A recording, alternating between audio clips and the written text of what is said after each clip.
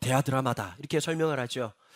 그냥 쉽게 평탄하게 여기까지 온 사람이 누가 있겠습니까? 다 굽이치는 일들. 왜 부모님들은 그렇게 우리에게 때로는 참 공급자가 되고 사랑이 많았지만 그럼에도 상처를 그렇게 깊이 남겼는지 잊을만도 한데, 그 똑같은 아픔 때문에 우리는 그렇게 왜 몸서리치며 지나왔는지.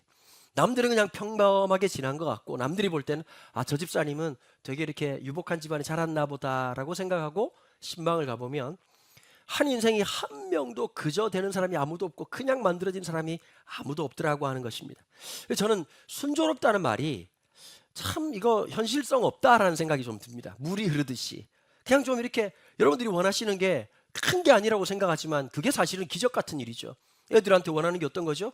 알아서 학교 다니고 알아서 열심히 하고 알아서 또 결혼할 사람 데리고 오고 알아서 돈 벌고. 여러분 알아서 되는 게 있을까요? 하나도 없습니다. 너무너무 어렵습니다. 여러분, 애들이 돌아왔습니다. 집이 개판되는데 30분이 채 걸리지 않았습니다. 이유는 너무 많습니다. 여러분, 정말 제가 느낀 게 우리 집안에 안학자손은 따로 있었다는 생각이 들었습니다. 스페인 산티아고 16박 17일 너무 짧습니다. 남미로 한 석 달 내지는 넉 달 정도 이렇게 됐다가 다시 스페인 산티아고로 같이 돌아가지고 계속 왔으면 좋겠다는 생각이 개인적으로 있습니다. 애들이 보니까 뭐 갔다 와서 힘든 것도 있고 시차도 적응이 쉽지 않았고 음식도 또 입에 맞지 않아서 많이 힘들었던 것 같은데, 참 우리 최현아 목사님이 청소년 사역을 참 잘하시고 애들을 무엇보다 사랑하는 친구인데도 불구하고 저한테 이런 얘기를 하더라고요. 일주일 넘어가니까 너무 힘들더라.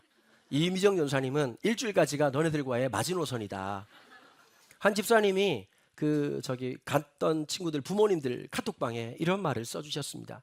엄마라도 아빠라도 같이 다니는 게 쉽지 않을 텐데 이 시간 동안 그래도 잘 지도해 주시고 붙잡아 주셔서 얼마나 고마운지 모르겠다. 그 말이 사실은 되게 위로가 되고 격려가 되는 말들이죠. 쉬운 거 하나도 없습니다. 그냥 되는 게 아무것도 없습니다. 갔다 왔니? 라고 하는 말 속에 우리는 그냥 갔다 온 줄 알고 있지만 그 친구들의 그 시간들 속에서는 정말 한계를 경험하기도 하고 너무 어렵기도 하고 순간순간 어려운 순간 속에서 사실은 우리는 빚어져 가고 하나님 백성으로 세워져 간다고 하는 것이죠. 여러분, 이스라엘 백성들에게 가만히 보면 출애굽 1세대에게 가장 큰 숙제는 광야였습니다. 근데 이 숙제가 해결이 안 되는 겁니다. 여기는 하나님의 공급하심과 하나님의 은혜 외에는 살 수 없는 공간이라는 것을 잘 알고 있습니다. 근데 저나 여러분들이나 하나님의 은혜를 무엇보다 갈급해 하지만 솔직히 말해서 우리는 우리 스스로 우리의 문제를 해결할 수 있는 그런 공간, 그런 상황을 간절하게 요구하고 있다는 것입니다. 예를 들어 볼까요? 여러분들이 딸들이 있는데 갑자기 사위를 한 명 데리고 왔습니다. 사위는 아닌지 모르겠지만 와가지고 파이팅만 넘치고 직장도 없고 개념도 없고 딸도 개념이 없는데 똑같은 놈 같이 오면 여러분 어떤 마음이 들까요? 그래, 잘 만났구나. 어차피 네 인생 네 마음대로 살아라. 그렇게 말할 아버지 엄마가 어디 있겠습니까? 답답하죠. 그래도 좀 번듯한 직장 있길 바라고 무언가를 좀 사는데 그래도 가능성이 있길 바라는 마음들이 누구에게나 있지 않습니까? 근데 광야라고 하는 곳은 밑도 끝도 없는 곳이죠. 여러분, 통제가 되는 일이 있고 안 되는 일이 있습니다. 솔직히 그렇지 않습니까, 여러분? 아내가 그러더라고요. 여보, 처갓집 친정에 언제 갈 거냐고. 여러분, 그걸 시간 정하기가 쉽지 않죠. 갑자기 이제 모임하고 있다, 쫙 헤어질 시간입니다. 되게 힘들죠. 사실 코로나 때 제가 한 번도 명절 때 부산을 내려가지 못했다가 이번에 내려갔습니다. 근데 이제 또 시간이 또 급하다 보니까 거의 만 하루 만에 이제 왕복을 한 것 같아요. 갈 때 이제 수요일 날 원래 계획대로 하면 일찍 가야 되는데 애들이 새벽 1시쯤 돌아왔습니다. 수요일 날 새벽 1시에 돌아와가지고 잠시 자겠다고 한 애들이, 전 죽은 사람인 줄 알았어요. 그 애들이 또 부활하는데 시간이 좀 많이 걸렸고 부활하고 데려가려고 하니까 6시가 훌쩍 넘은 거예요. 저녁 6시가. 이제 쏜살 같이 가가지고 이제 뭐 중간에 2번 쉬었고요. 그리고 제가 과속을 하지는 않습니다. 그냥 시킨 대로. 그리고 이제 뭐 110km다 그러면 또 이제 또 마진이라는 게 있으니까 또 한 120km 이렇게 해가지고 걸리지 않는 범위 안에서 3시간 50분 만에 이렇게 후딱 갔다 오고. 아니, 불법 아닙니다. 불법 아니고 여러분 하실 수 있습니다. 우리 집사님 몇 분 제가 3시간 내로 끊을 분 몇 분 알고 있습니다. 위험한 분이에요. 그래서 제가 한 150km 중간에 되게 밟을 때 갔거든요. 그랬더니 우리 딸이 놀라운 얘기를 하더라고. 와, 아빠, 엄마는 200km도 밟어. 저 깜짝. 여러분, 제가 위험한 게 아닙니다. 여기까지 얘기하도록 하겠습니다. 제 생각에 이 설교를 들을 수 있기 때문에 늘 조심해야 합니다. 광야라고 하는 곳, 여러분들에게 광야가 있죠. 자녀의 문제가 광야일 수 있고 여러 가지 문제가 있을 수 있고 늘 우리에는 희망 고문이 있습니다. 졸업만 하면 이렇게만 되면 어떤 거 좀 생각하세요? 어떤 게 좀 여러분들을 이제 이러면 끝났다라고 생각하실 것 같으세요? 여러분들이 생각하는 게 무엇이든지 상관없이 죄송합니다. 좀 이렇게 기운 빠진 얘기해가지고 또 광야입니다. 그러니까 이렇게 하셔야 돼요. 우리 다음에 쓸 때는 광야가 아니라 또 광야. 그 다음에 또 뭐가 있을까요? 또 광야. 계속 광야, 끝까지 광야, 마지막 광야. 우리의 삶에 끊임없는 어려움이 있죠. 자, 또 2세대에게는 어떤 문제가 있습니까? 가나안 땅에 있는 가나안 7종족들을 물리치는 문제가 만만치가 않습니다. 땅을 분배하고 각 지파에게 나누어집니다. 사실 지금 이제 여호수아서 묵상을 쭉 하고 있는데 건질 만한 게 별로 없습니다. 지파들 땅 나누는 얘기 계속 하고 와가지고 무슨 지파에게 무슨 저거 발음도 안 되는 거기다가 또 이제 매일 성경 보니까 이제 막 이럴 때 이제 빨리 진도를 빼야 되니까 막 한 장씩 때려 집어넣어가지고 뭔 말인지 모르게 만들고 하나님이 행하신 건 뭘까요? 뭐 땅 부동산을 하셨나 하나님이? 참 이게 쉽지 않은 그런 본문들이죠.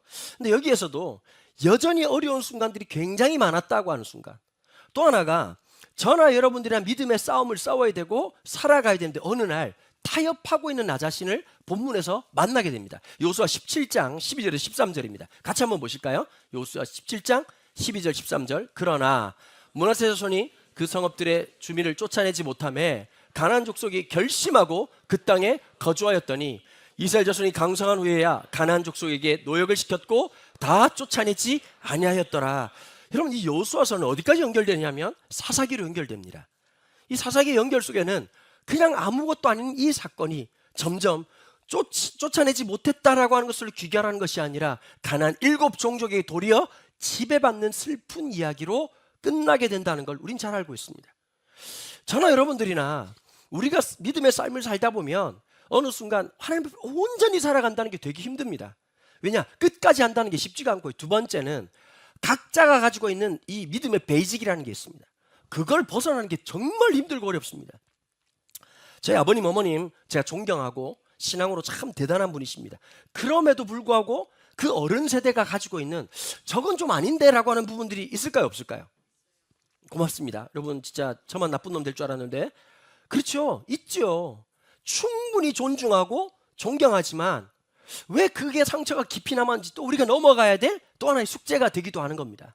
그러니까 아버지 어머니 이제 만나가지고 이제 뭐 이렇게 블라블라 얘기를 하고 다 슬픈 얘기 또 아버지는 아버지로 얘기하고 어머니는 어머니로 얘기하고 뭐 이렇게 정신없이 있다가 이제 또 아버지 좀 이렇게 좀 잘 하십시오. 아버지 저 보청기 하셔야 됩니다. 그랬더니 막 갑자기 잘 들린다는 거예요. 기도를 해가지고 나는 그게 좀 못마땅해요. 갑자기 잘 들릴 것 같으면 계속 잘 들리든지 왜 또 안 좋을 때는 그래서 제가 아버지한테 블라블라 설명을 했죠. 아버지 귀가 잘 안 들리면 사람이 어떻게 되느냐. 처음엔 짜증을 내요. 뭐? 에? 이러다가 그 다음 단계가 무섭습니다. 말이 안 들리면 내 마음대로 상상을 해버려요. 근데 그 상상을 할 때 긍정적으로 할 것 같으세요? 부정적으로 할 것 같으세요? 부정적으로 해요.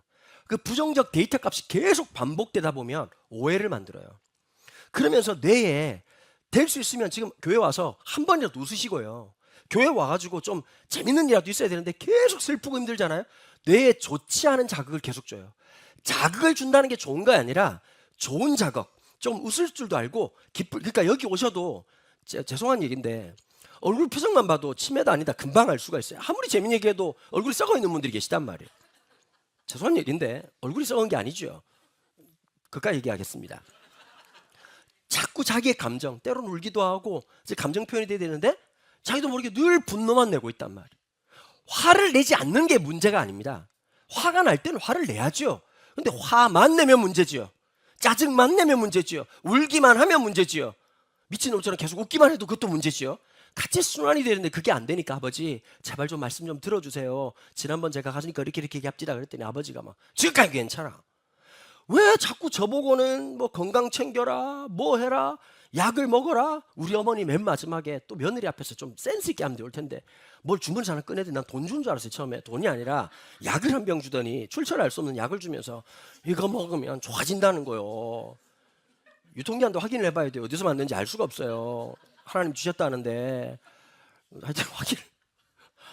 슬픔을 안고 처갓집으로 갔어. 처갓집으로 가서 제가 딱 얘기를 했어요. 장인 장모님한테 첫 번째 정치 얘기하지 않는다. 두 번째 교회 얘기하지 않는다. 할 말이 없어. 뭘 틀어놓으셨느냐? 스포츠 TV를 틀어놓았어요. 스포츠 TV를. 나는 그러니까 방법이 그거밖에 없더라고. 보니까 얘기 안 하고 하나로 어디가 집중을 해야 되는데 뭘 보셨느냐면요. 여자 배구를 보시더라고요. 저 여자 배구 안 보거든요. 여자 배구를 너무 열심히 보셔. 근데 이게 더 놀라운 사실은 난 이게 저 생중계인 줄 알았는데 녹화더라고, 녹화. 녹화를 본 건데 또 보시는 거예요. 근데 이제 흥국생명하고 정관장이라는 팀이 둘이 붙었어요. 둘이 붙었는데 지금 본세가 보니까 아버님은 흥국생명을 응원하셔. 김연경을 좋아해. 근데 문제가 하나 있어. 정관장을 왜 싫어하냐? 8번에 메가라고 하는 인도네시아 선수가 있어요. 근데 엄청 잘해요. 키는 185밖에 안 되는데 점프력이 너무 좋고 위치 선정이 정말 탁월한 선수. 그러니까 인도네시아 여자 선수가 한국에 올 정도면 그 보통은 보면 좀 유럽 쪽이나 이쪽에 있는 선수들, 미국 쪽에 있는 선수를 데려오려고 그러지 아시아 쪽 쿼터를 데려오고 싶은 마음은 없는데도 불구하고 키가 어마무시하게 큰 것도 아니에요. 185인데 점프력, 그 다음에 타이밍 센스, 거기다가 보니까 팀워크가 되게 잘 맞추겠더라고요. 표정도 봐도. 근데 이 선수가요, 모슬렘이라 그런지 머리에 뭘 쓰고 이렇게 하는 거예요. 그게 꼴 보기 싫었던 거예요, 우리 장인어른이. 그러니까 이해되시겠죠, 무슨 말인지. 그러니까 아버님이 저한테 얘기를 하는 거예요. 내가 성경을 매일마다 쓴다. 왜냐면 그냥 읽으니까 졸려서 그냥 이렇게 자꾸 이렇게 집중하는, 나이 80대니까 한글로만 쓰시는 게 아니라 영어로도 쓰시는 거예요. 가끔씩, 아주 가끔씩 저한테 신학적인 문제를 막 물어보기도 해요. 그런데 메가가 싫은 거야. 근데 뭔 말이냐니까, 아버지 공부를 이렇게 열심히 하시는데 시험을 맨날 틀리시면 어떻게 합니까? 그게 뭔 말이냐? 그래서 제가 그랬죠. 유명한 목사 있는데 강은도 목사 설교를 자주 들어보시면 거기에서 벗어날 수 있을 거라고. 이게 뭔 말이냐? 여러분 성경을 열심히 봐요. 묵상도 하고 연구도 열심히 해.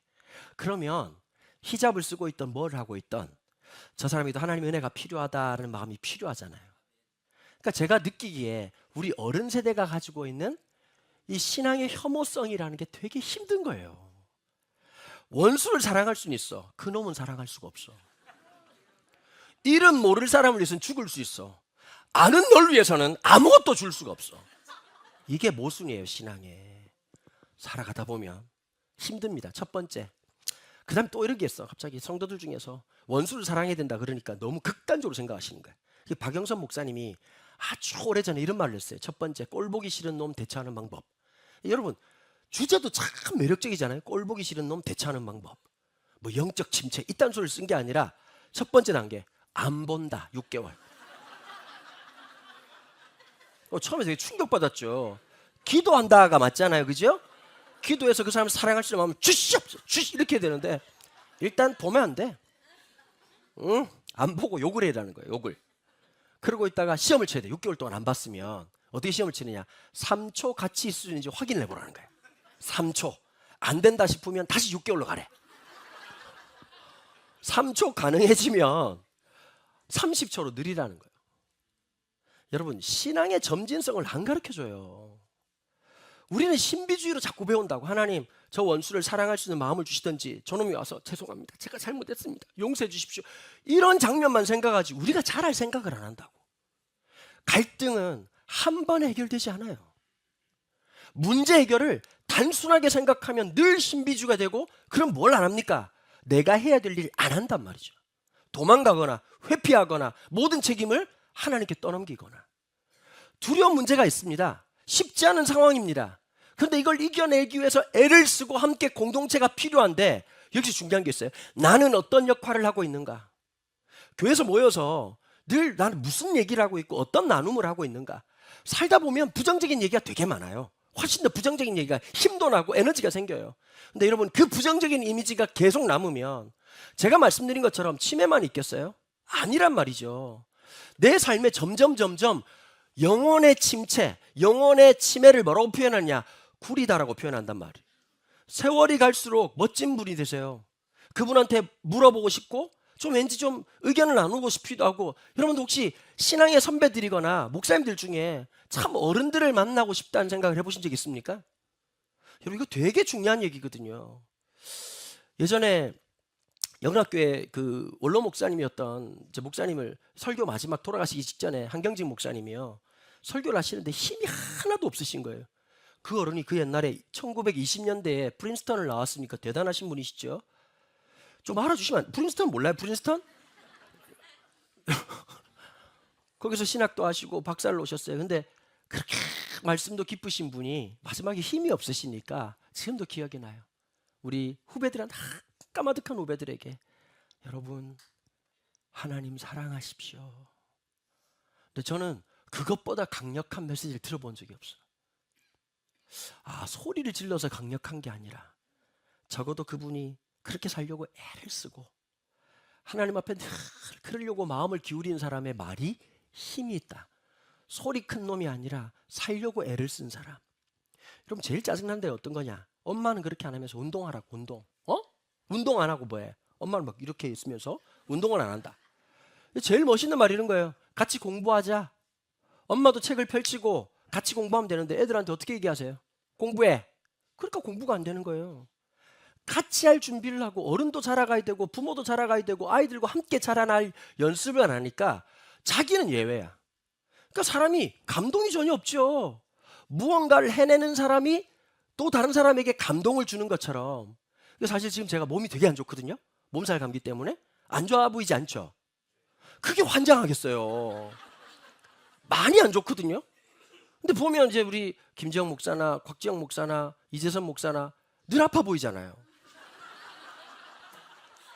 내가 생각을 했다고 어제까지 이거 설교가 되겠나. 내가 하는 게 낫겠다 이 생각이 들더라고. 힘들지요. 근데 어제요 제가 힘든데 운동을 했어요. 더 빡세게. 그러면 안 되겠다는 걸 어제 깨달았습니다.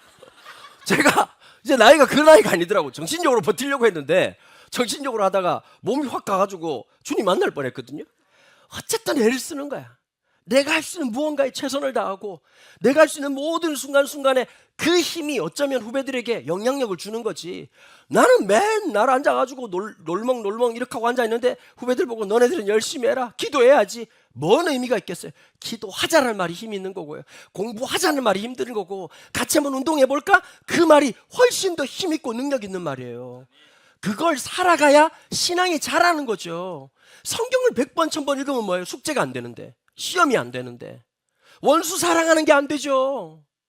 계속 있다가 이제 보면 뭐 그 절에 이런 거 지나가면 저희 아버님 때만 해도 그렇게 배웠잖아요. 보면 참 우상들 막 다 떠나가게 하시고 다 무너지게 하시고 막. 예전에 제가 강릉에 기독교연합회 붕해를 간 적이 있었어요. 4일 동안 설교를 10번 시키더라고. 코로나 끝나기 직전 끝난 바로 그 지점이었어요. 근데 왜 그걸 하느냐? 5월달에 합니다. 5월달에 단오제가 있어요. 여러분 단오라고 알죠? 우린 알 때 뭐 청포물에 머리 감고 이렇게 널뛰고 이렇게 하는 줄 알았는데 그게 아니라 우리나라에서 제일 큰 무당들이 함께 모여가지고 큰 제사가 단오제예요. 근데 신을 어디서 모시느냐? 이거 저기 올림픽하고 비슷하던데요. 체화하잖아요. 올림픽 저기 올림푸스산에 가가지고 체화하듯이 대관령에서 그 신이 임하는 데가 있대요. 또 그 양반이 또 UFO인지 뭐 거기 임한다 그러네. 그래가지고 막 신을 받아서 신을 모셔서 강릉 앞바다에 오는 거야. 그 강릉 앞바다에서 그게 무형문화재가 돼가지고 어마무시하게 큰 제사를. 그러니까 거기 오는 사람들이면 쉽게 말하면 CBS 올포원 이렇게 나오는 목사님들처럼 그쪽 계열도 그런 분들 있잖아요. 그 짝짓 하시는 분들 계열들 중에 거기 오는 사람들은 거의 막 그 역대급. 그러니까 한번 예약 잡기도 쉽지 않은 그런 분들이신 거죠. 근데 그걸 보고 한국 기독교가 가만히 있겠어요? 다 같이 똘똘 뭉쳐가지고 갈멜산 이제 집회라고 해서 이제 하늘에 불 떨어지라 이거죠. 이제 가서 난 아무것도 모르고 갔는데 여러분 플랜카드 자체가 1970년도 느낌이야. 갈멜산 아시죠? 이렇게 막 이렇게 휘갈겨서 쓰는 것처럼 갈멜산 뭐 이렇게 막 불러 뭐 이런 거 있잖아요. 목사님들이 첫날부터 나한테 엄청 압박을 주시는 거예요. 목사님 지금 이 집회가 어떤 집회인지 아십니까? 블라블라블라 단어 한 명 끝나고 왔더니 또 한 명이 나와가지고 오늘 이 집회가 어떤 집회인지 아십니까? 했던 말을 대여섯 명이 하시더라고. 그래서 지금 목사님 집회할 때마다 얘기하셔야 된다고. 지금 저기서 짝짓하고 이렇게 하는데 막 하나님의 강력한 바람이 불어가지고 막 사과가 나가 떨어지게 하시고 막 짝두에 그냥 발목이 작살나게 해주시고 이렇게 기도를 하라는 거지. 쉽게 말하자면 하나님 역사가 있도록. 제가 그렇게 했겠습니까? 안 했겠습니까? 안 했죠 당연히. 중요한 건 그놈들은 신경 꺼라. 사실은 우리가 문제다. 예수를 믿고 있다는데 우리의 착각은 뭐냐? 우리는 아무 문제 없고 저놈들이 문제가 있다고 생각하는 거다. 천만의 말씀. 저 사람들하고 별반 다를 것 없다. 신앙을 가졌다고 하지만 기회주의적인 모습을 나타내고 신앙을 가졌다고 말하지만 하나님 말씀대로 끝까지 쫓지 못한다면 우리의 모습 아니겠냐. 성도들이 갑자기 아멘을 해. 그 다음에 이제 분위기가 좋아지고 사람들이 많이 왔어요. 애들까지 많이 와 꽉 찼어. 근데 계속 얘기하는 게 헌금 얘기를 계속 하라는 거예요. 우리 교회에서도 안 하는 걸 거기서 어떻게 합니까? 하도 해가지고 제가 노이로제 걸릴 판이 일곱 번째 집회 끝나고 나서 그랬어요. 저기요, 헌금을 좀 해주시면 안 되겠습니까? 제가 잠을 못 자겠습니다. 계속 헌금 얘기를 계속 얘기해가지고 사람들이 막 웃더니 안 됐다고 헌금을 해주시더라고요. 요구 조건이 너무 많아. 여러분, 제일 큰 문제가 뭔지 아십니까? 나는 문제없다, 나는 괜찮다. 아닙니다. 끝까지 쫓아내지 못했던 이유가 뭡니까? 편한 걸 선택하니까 그런 거죠.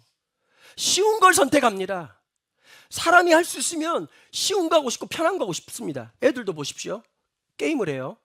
게임에서는 좀 이상한 게 있죠. 1단계가 이제 마스터가 됐어. 그럼 2단계로 올라간다고. 2단계가 훨씬 어렵잖아요. 왜 2단계, 3단계로 올라갈? 그게 영광이거든요. 삶은 그걸 알면서 신앙은 늘 쉽기를 바라는 거예요. 초등학교 1학년 수학만 계속 하고 싶은 거예요. 1 더하기 1은 2, 잘했다요? 이것만 하려고 하는 거예요.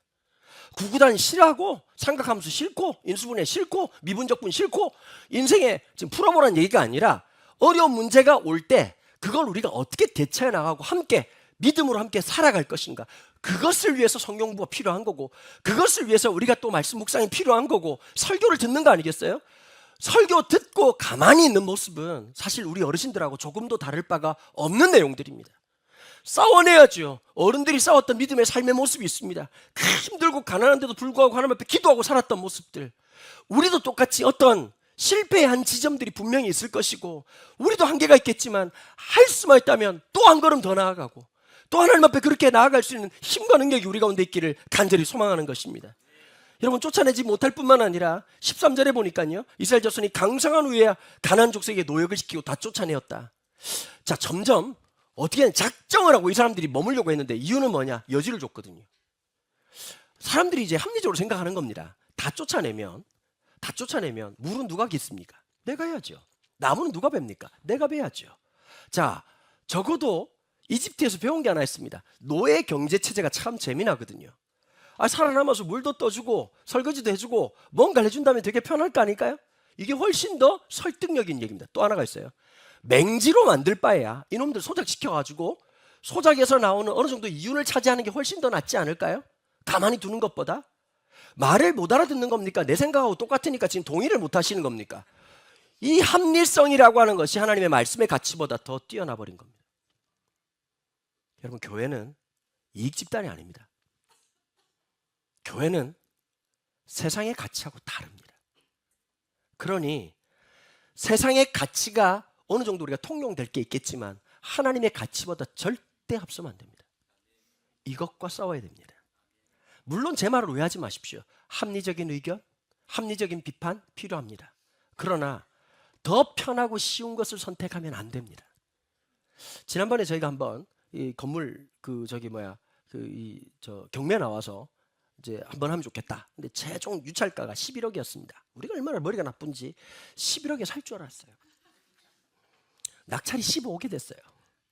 우리는 꽁으로 먹으려는 아주 나쁜 마음이 있는 사람들입니다. 쉬운 게 아니에요. 쉽게 되는 법은 없어요. 무언가를 하려고 하면 애를 쓰고 힘을 내고 소망을 가져야죠. 그리고 우리가 하나님의 그 영광을 위해서 지금까지 말했던 수많은 비평적인 얘기가 있어요. 교회가 이러면 안 돼. 다음 세대를 향해서 이렇게 하면 안 되지. 교회가 이렇게 해야지. 라고 말하는 것을 위해서 우리가 함께 대가를 지불하고 힘을 쓰고 애를 쓰는 것이 그리스도인 다움이라는 걸 꼭 기억하셔야 됩니다. 주저앉으면 끝입니다. 이 정도 하면 됐지. 아니요. 도전할 수 있는 마음들이 있어야 되죠. 저는 우리 후배 사역자들에게 좀 이런 마음들이 좀 있기를 바라는 겁니다.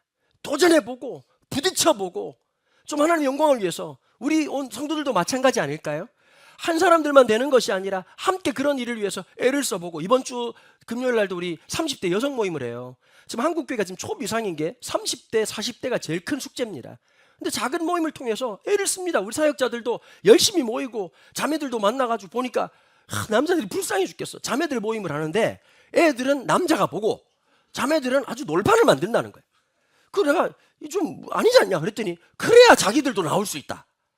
여러분, 30대는 포로라고 생각하시면 됩니다. 노예. 불쌍해서 볼 수가 없어요. 근데 어쨌든 그 친구들한테 또 소망을 줘야 되고 또 교회에 대한 공동체에 대한 마음과 의식들 대부분 다가 모태신앙입니다. 근데 모태신앙에서 부모님들한테 좋은 것도 배우셨겠지만 상처 없는 교회가 없잖아요. 어떤 메시지를 많이 들었을 것 같으세요? 부정적인 얘기들. 교회가 이랬대 저랬대. 여러분 어른들끼리 속닥대잖아요. 갑자기 애 못 들으라고 이렇게 다 들어요. 애들이 공부를 못하지 머리가 나쁜 게 아니란 말이에요. 느끼셨죠? 다시 공부를 못하지 머리가 여러분 돈 숨겨보십시오. 귀신같이 찾지. 게임 못하게 해보십시오. 에디슨도 깜짝 놀랍니다. 그걸 다 해내요. 그런 놀라운 능력이 있다니까. 다시 공부를 못하지만 머리는 겁나 좋다니까요. 저도 그런 얘기 엄청 들었습니다. 어릴 때부터. 잔머리 굴리고 있다고. 여러분 살면서 우리의 삶에 참 많은 어려움들이 있죠. 두 번째 또 갈등이 하나 있었습니다. 어떤 갈등이냐. 아니 요셉 지파가 보통 여러분 12지파라고 얘기할 때 야곱의 자녀들이죠. 야곱의 자녀들 10명에다 12지파니까 2지파가 더 필요하죠. 요셉의 그 자녀들 에브라임과 므낫세라고 하는 2지파가 포함돼서 12지파입니다. 근데 2지파 반, 므낫세 반지파, 므낫세 지파의 절반 정도는 요단강 건너기 전에 동쪽에 이미 다리를 잡았습니다.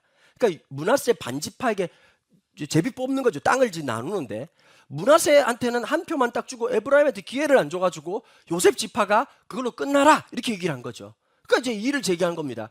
왜 우리도 2지파인데 2몫을 줘야지 왜 한 몫만 주냐. 근데 여기서 중요한 게요. 요수아가 에브라임 출신입니다. 요셉 지파 출신이에요. 근데 요수아에게 좀 기득권 좀 행사할 수 있도록 해달라. 이것에 대해서 뭐라고 말하는지 한번 보실까요? 17장 14절에서 18절입니다. 요셉 자손이 요수아에게 말하여 이르되 여호와께서 이가 지금까지 같이 읽자고요. 혼자 목이 아프다고요.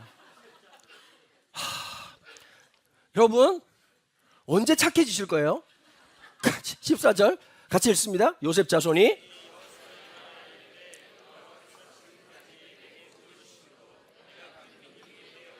당신이 나의 기업을 위하여 한 제비 한 분깃만 내게 주시면 어찌함이니까 하니 요수아가 그들에게 이르되 내가 큰 민족이 되므로 에브라임 산지가 내게 너무 좁을진데 브리스 족속과 르바임 족속의 땅 살림에 올라가서 스스로 개척하라 하니라.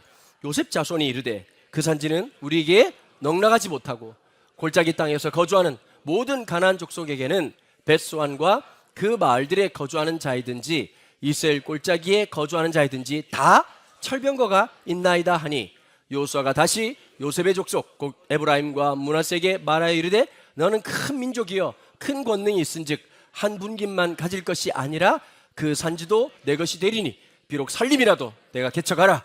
그 끝까지 내 것이 되리라. 가나안 족속이 비록 철벽을 가졌고 강할지라도 내가 능히 그를 쫓아내리라 하였더라. 아멘. 안식이 주어졌다. 착각하시면 안 됩니다. 저절로 주어지는 거 아닙니다. 애굽 떠나면 평안이 있을 줄 알았는데 평안이 있던가요? 불안이 있죠. 하나님 주신 기쁨, 하나님의 안식은 문제 해결이란 방식으로 찾아오는 것이 아니라 폭풍 중에서 그 문제와 어려움과 갈등 속에서 하나님 놀라운 은혜를 주십니다. 그러니까 성도들이 그런 간증 종종 하시잖아요. 집사님 이 어려운데 어떻게 하세요? 목사님 이상해요. 마음은 평안해요. 그게 그리스도인에게 주시는 참된 안식입니다. 자, 마음의 평안함이란 우리가 지금까지 어떻게 살아왔습니까? 문제가 해결되고 난 다음에 마음이 평안하셨죠. 언제 여러분 마음이 안 편하죠. 같이 사는 사람 얼마나 힘들겠어요. 다시 생각을 좀 머리 좀 굴려봐요. 여러분 지금 연휴 보내고 지금 충격받아서 정신을 못 차리시는데 시댁에 갔다 오니까 지금 머리가 나빠진 거예요. 갑자기. 자 봐봐요. 정신 좀 차려봐요. 내가 살아가는 삶의 모든 모습 속에서 각자에게 어쩌면 일의 결과가 와야 감사한 거고 마무리돼야 끝났다가 되는 거잖아요. 그런데 하나님은 먼저 주신다고. 왜 먼저 주시느냐? 일이 끝나고 난 다음에가 아니라 그 문제 속에서 하나님을 신뢰하는 것이 그리스도인이고 그 어려움 속에서도 하나님의 역사하심을 바라보고 살아가는, 그러니까 시 공간을 초월한다는 것은 신비적 영역이 아니라 하나님의 놀라운 평화를 오늘도 살 수 있는 힘을 이미 주셨다는 것입니다. 여러분 어떤 문제라도 그 문제 때문에 우리 절대 망하지 않습니다. 그 문제 때문에 넘어지지 않습니다. 하나님이 하실 겁니다. 물론 힘듭니다. 그러니까 옆에서 공동체가 지지도 해주고 사랑도 해주고 위로도 해주고 밥도 사주고 격려해주는 것이 그게 믿음의 삶입니다. 나는 오늘 또 무슨 말을 하고 있는가? 나도 지난번 초교회 있을 때 뭐 이렇게 교회가 블라블라블라 이랬어. 불만이 있을 수 있죠. 저도 온전한 사람이 아닌데 더 푸른 교회라고 완벽하고 이상적이겠습니까? 그럴 수 없지요. 저부터도 문제고, 우리가 연약한 사람들끼리 만나가지고 안타까운 만남으로 이렇게 만나가지고 있는데 거리 두고 있을 때가 괜찮았죠. 딱 좋을 때가 코로나 때가 딱 좋았어요. 그냥 이렇게 먼 듯 가까운 듯 안 멀고 먼 듯 이렇게 하는 딱 좋아. 갑자기 만나가지고 뭐 얘기도 좀 나눠보고 해보니까 서로 이제 깨닫는 거지. 이상한데 뭐 이런 거 하나씩 깨닫는 거죠. 다 마찬가지예요. 여러분, 저희 이상함을 누가 제일 잘 알 것 같으세요? 저희 집사람이 제일 잘 알아요. 아마 책을 쓸걸요? 한 100권 정도? 강은도 그놈을 분해한다. 뭐 이렇게 하면 얼마나 나오겠어요? 평소 습관, 알려지지 않은 수많은 습관들과 성도들이라면 기절초풍할 모든 것들 말하고 싶겠지. 저는 모릅니다. 우리 집사람이 문제가 없어요. 아무 문제 없습니다, 여러분. 전 늘 감사합니다, 여러분. 제가 좀 감기지만 그냥 단지 내가 일어나서 생강차를 끓였고 내가 들고 온 것뿐이지 문제 없습니다. 저는 아파서 뒤져도 됩니다. 부활할 거니까요. 문제가 아무것도 없습니다. 여러분, 혹시 주님 언제 오는지 아시면 좀 알려주시면 제가 좀 이렇게 날짜를 좀 잘 맞출 수 있을 것 같은데. 다 힘들어. 쉽지 않아. 왜 그렇게 쉽지 않은 일들은 많은지. 일본의 한 소설가가 얘기했던 것처럼 세상은 그렇게 힘든데 왜 바다는 그렇게 푸른지.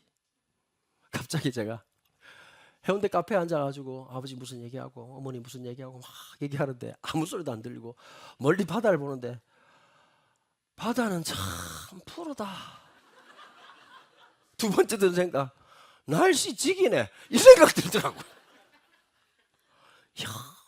전혀 해결되지 않을 것 같은 문제들. 점점 나이는 드시고 어떻게 될지 답답하고 참 마음이 아프고 저같이 올라가는 그 계단은 얼마나 가파른지. 아이고, 젊은 나도 힘든데 어머니 아버지 지나시는 게 참 쉽지 않겠다는 생각도 들고, 참 그럴 때 좀 하나님 그죠? 돈벼락이라도 딱 주셔가지고 딱 따라라라란 어머니 살아봤어요 아파트? 이러면서 딱 이렇게 하나 잡아가지고 주시기도 하고 그러면 얼마나 좋겠어요. 그러지 못하는 참 현실이 너무 마음 아프고 힘들지요. 그러나 하늘이 주시는 기쁨을 가지고 살아가는 거. 그래서 우리 장모님 그러시더라고요. 강서방 오래간만에 왔는데 이번에 코로나 때 처음 갔거든요. 뭐 해줄까 그래가지고 제가 진짜 좋아하는 게 우리 장모님이 제일 잘하시는 거. 다른 음식도 잘하시는데 수제비요. 제가 수제비를 좋아해요. 그랬더니 너무 놀라시는 거예요. 뭔 수제비냐. 근데 그 전날부터 딱 반죽을 해주셨더라고. 그리고 다른 사람들 서로 음식 먹고 난 수제비 먹었는데 점점 나를 쳐다보더라고요. 제일 나쁜 행동이 뭔지 아십니까? 한 숟가락만. 이건 법적으로 제재를 가야 돼요. 한 숟가락만. 여러분, 제가 수제비 먹고 있는데 근데 왜냐? 제가 그랬던 것 같아요. 결혼하기 전인가 그랬는데요. 이제 놀러 갔죠. 놀러 갔는데 되게 마음이 좀 불편하잖아요. 근데 그날 비가 오는 날인데 갑자기 오니까 수제비를 끓여주시는데 그게 되게 따뜻하게 느껴졌나 봐요. 제가 맛도 있고 아무것도 아니지만 그걸로 하나의 기쁨을 느낄 수 있고 너무 맛있지. 그리고 또 제가 음식 해주면 재미가 난 놈이에요. 제가 가만히 있겠어요? 장난 아니겠죠. 갑자기 와 어머니 이런 건 돈 주고 사 먹을 수가 없다고. 야 이거 놀랍다고. 이거 얼마나 맛있는지 모르겠다고 그랬더니 막 장모님이 막 그런 날 그러더니 제가 말을 하면 전부 다 한 숟가락씩 달라는 거예요. 아무것도 아니지만 그게 기쁨이고 즐거움이라는 거죠. 여러분 가만히 보면요. 유다 지파도 다 쫓아보지 못했어요. 여부수 사람들을 쫓아내지 못하고 에브라임 지파도 게셀 가나안 사람들을 쫓아내지 못했어요. 15장, 16장, 17장부터 시작해서 땅을 나눌 때마다 하나님 주신 목적을 잃어버린 거죠. 내가 살아가야 될 삶의 어려움들 저도 할 수만 있다면 눈을 감아버리고 싶은 게 제 심정이고 때로는 회피하고 싶은 게 제 마음이지만 믿음이라고 하는 건 직면하는 거잖아요. 알지요? 그래서 옆에 공동체가 필요한 거고 성도들 가운데 서로 힘을 내고 기도하는 게 중요한 거고. 절대 그런 말씀하지 마십시오. 목사님 제가 기도 제목 내는 게 너무 창피해요. 맨날 기도 제목은 부탁해서요. 아니요. 기도를 통해서 교회가 깊어지는 거예요. 같이 위로하고 격려하면서 커지는 거지. 그걸 왜 미안하다고 생각하십니까? 우리의 기도가 되고 우리가 되는 위대한 순간이 바로 그 용기인데요. 부족하면 부족하다고. 제가 어젯밤에도 우리 교육자들 카톡방에 야 내가 몸살 감기가 너무 심한데 기도 좀 해줘. 어제 못 일어날 것 같더라고 솔직히. 근데 이제 솔직히 1부 때 지금 해롱해롱 했거든요. 지금 2부 때 지금 파이팅 해가지고 정신을 계속 차렸어요. 갑자기 너 프로다. 정신 똑바로 차려라. 그깟 감기에 넘어지면 너 아니다. 정신 똑바로 차리고 힘내야지. 또 하나님 또 힘을 주시는 거야. 물론 이러고 이제 집에 가서 자빠지겠지만 그건 그 일이고, 성도들 때문에 힘이 나죠. 성도들의 이 눈빛으로, 지금 애처로운 눈빛으로, 지금 마음은 여러분들 지금 산삼을 캐고 싶잖아요. 목사를 위해서. 그죠? 도라지입니까? 더덕이라도 좀 키우시면 안 될까요? 그 마음이면 충분하죠. 그 마음으로 힘을 얻는 거고, 저도 또 이렇게 열심히 설교하다 보면 성도들이 그런 마음이 들잖아요. 저 젊은 목사님 저렇게 열심히 설교하는데, 젊은 건 아니구나. 하여튼 뭐 대충 늙어가는 사람이 설교를 하는데 위로가 되고 격려가 된다면 그것보다 더 큰 게 어디 있겠습니까? 근데 안타깝게도요, 이 유다 지파도 에브라임도 요셉 지파도 도전할 사람이 없었다는 거예요. 집사님 그럴 때 힘내요. 집사님 똑같은 말 하지 말고 오늘 말씀 한번 보고 우리 한번 좀 힘을 좀 내볼까요? 좀 한번 일어나 볼까요? 여러분, 똑같은 얘기가 좀 지치잖아요. 맨날 슬픈 얘기, 안 되는 얘기, 부정적인 얘기, 안 되는 얘기만 하는 게 아니라 하나씩만 달라져도, 애들이 스페인 산티아고 갔다 왔어요. 갔다 온 것 자체가 위대한 일이에요. 제가 그 마음이 들더라고요. 어떤 분들이 목사님 저도 20대 때 가려고 했는데요, 다음에 가지 그랬더니 30년이 지났다는 거예요. 무조건 여러분 그런 일이 있으면 달러빚을 내서라도 가야 돼요. 달러빚 아세요? 달러빚? 명동의 돼지 할매? 이분들이 참 인생을 너무 편하게 살았어요. 진짜 힘들고 어려워도 그 일은 빚을 내서라도 가야 되는 거고, 무언가를 해서라도 해야지요. 몸에다 새기고 우리가 삶을 살아가면서 우리 교회는 그런 교회가 되길 바라요. 막 갈까 말까 그게 아니라 선착순 마감이야. 4월 첫째 주에 우리 저기 벚꽃 보러 갈 거예요. 1부 예배 끝나고 28명 리무진 버스 출발할 건데 선착순 28명이에요. 오픈하자마자 바로 이렇게 지금 이렇게 화물칸도 안 돼. 같이 하고 즐거움을 하고 행복하게 하고 거기서 위로하고 격려하고 살 소망을 가지고 지금까지 살아왔던 삶의 좀 다른 인생을 좀 살고 싶죠? 예? 집사님 혹시 수류탄 없습니까? 수류탄? 갑자기 열받네. 지금 사람이 몸이 아파 죽을 것 같은 지금 힘을 내가지고 식은땀이 뒤 줄줄 나가지고. 사랑해요 여러분. 여러분 계속해서 이 문제가 반복되는 겁니다. 거기다가 레이지파 사람들이 그래도 살 곳은 있어야 되니까 48곳에 성읍을 쭉 만들어줘요. 레이지파의 성읍이에요. 근데 그 땅을 주신 게 아니라 거주할 곳을 준 거죠. 레이지파 48개 그 도시가 했던 주된 역할들은 하나님의 말씀에 대한 가르침, 사명, 율법을 가르치는 일들이었어요. 오늘 우리의 삶에 하나님 말씀이라고 하는 걸 통해서 또 한 번 도전받아야 될 게 있잖아요.